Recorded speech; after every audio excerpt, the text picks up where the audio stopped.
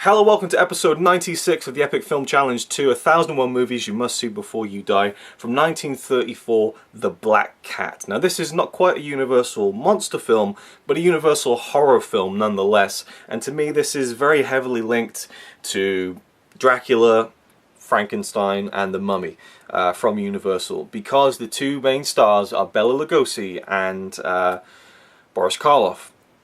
Boris Karloff played Frankenstein's monster in Frankenstein, he played the Mummy in The Mummy, and Bela Lugosi played Dracula, who has to be surely the most iconic performance of Dracula of all time. I mean, some people can look at Nosferatu and kind of say that that's maybe the better version, but when you look at and you listen to Bela Lugosi as Dracula, you know, Dracula, like that's what, I mean, growing up as a kid, that's all I knew about Dracula, was that he spoke like this.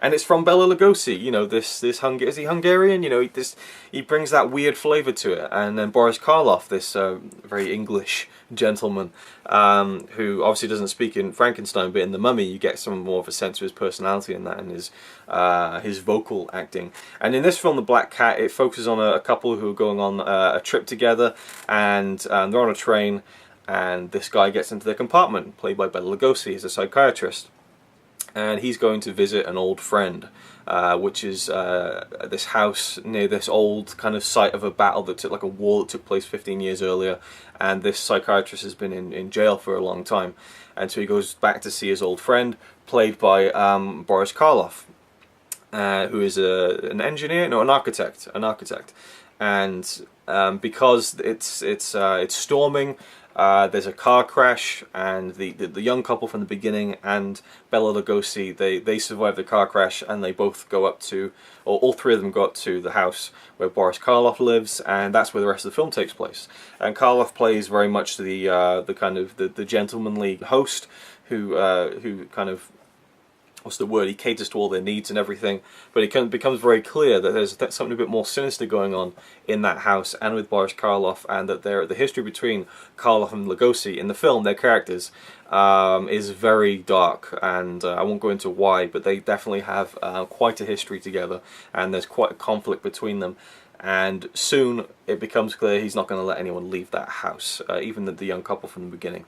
To me, it's all about those two, Lugosi and Karloff. The young couple are kind of there just to almost be kind of the audience in a way, just your gateway into this story, and to kind of put a bit more of a stakes, you know, and a kind of bit more danger there, I suppose, for these two young people who are complete innocent parties.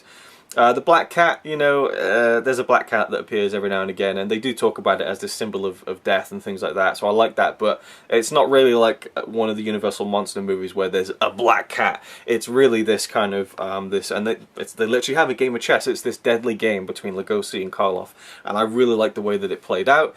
It's a short little film, just about an hour long, and it gets really dark towards the end. I enjoyed it. It was good fun.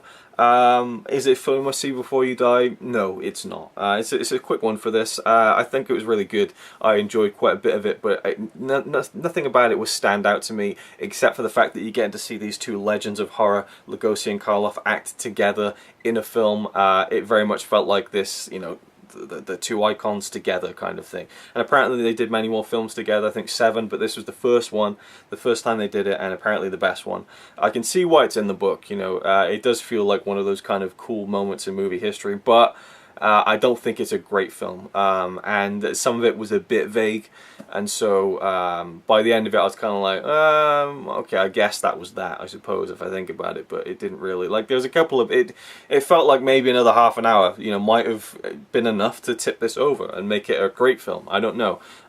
You can argue that, you know, you can do everything you need to in a film that's an hour long, but I do think 90 minutes is like the optimum time, if not at least 80.